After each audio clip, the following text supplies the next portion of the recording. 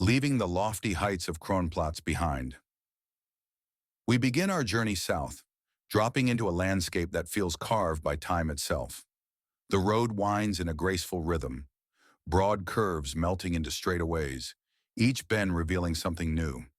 Meadows brushed with wildflowers, forests so dense the air smells of pine and earth, and sheer walls of pale limestone, catching the light like cathedral facades. Villages appear without warning. Clusters of chalets, a church steeple rising like a compass point, then disappear again behind the next bend. Here in the Dolomites, the journey is as memorable as the destination. By late afternoon, we arrive in San Vito di Cadore, a postcard-perfect village just south of Cortina d'Ampezzo. Framed by Monte Antelao, the king of the Dolomites, and the jagged ridgeline of Sorapis, San Vito moves to the steady, unhurried rhythm of mountain life. Our base for the next 3 nights is the Hotel Fiori. But to call it simply a hotel misses the heart of the place. The Fiori story begins in 1903, when Tommaso Fiori settled in the center of the village. Over a century later, the tradition is alive. On the ground floor of the hotel, the Pasticceria Fiori still greets each day with the scent of butter and sugar. Croissants so light they almost dissolve at the touch. Cream-filled crapfin, silky mousses, and the legendary apple strudel, still made from Nonno Giovanni's secret recipe. One afternoon for lunch, we took a short drive to the Ristorante Capriolino, a locanda or farm-to-table restaurant tucked into the forest. Here, South Tyrolean tradition meets a lighter, modern hand. We ordered the 3-course menu, and it was sublime. Canederlee, light, fluffy dumplings floating in a clear, soothing, hearty beef broth. House-made pappardelle pasta, tangled with pancetta and fresh peas. Followed by dessert, a light and flaky cannoli filled with berries and cream, so delicate it feels like the Alps themselves have been spun into the cream.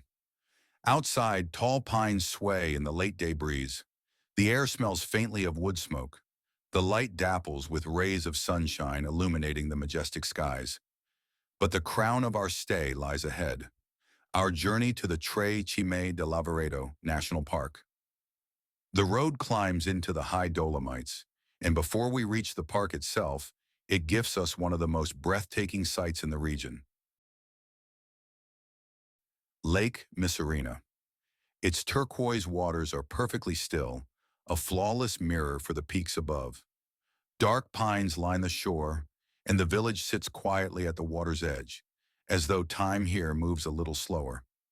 Legends say the lake was formed from the tears of a giant's daughter, and standing here you almost believe it. The water has a serenity that feels timeless, a place where myth and nature blur into one. In summer, the surface shimmers like glass, broken only by the gentle stroke of a rowboat or the call of a bird. Whatever the season, Misurina carries the stillness of a sanctuary, a pause before the drama of the Tre Cime. From here, the climb steepens. The road twists higher until at last they appear. The Tre Cime de Lavaredo, or 3 Peaks of Lavaredo. 3 colossal towers of stone, rising like ancient sentinels above a raw and silent world. Amongst the clouds, the peaks reveal the vast slopes at their base. Trails wind out in every direction, white ribbons etched into the green and gray of rock and grass. Pathways that hint at exploration, yet untouched in this moment. The panorama unfolds in all directions. An amphitheater of mountains surrounding the peaks, sky and stone meeting at the horizon in a seamless expanse. The wind and clouds move across the ridges. All around, the view speaks of permanence and scale, an immensity that humbles and awes in equal measure. Our days in San Vito were a perfect balance.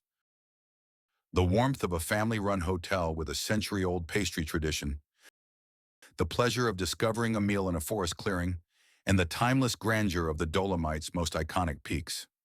Here, human history and natural wonder are woven together, each amplifying the other, and leaving a mark that lingers long after you've left.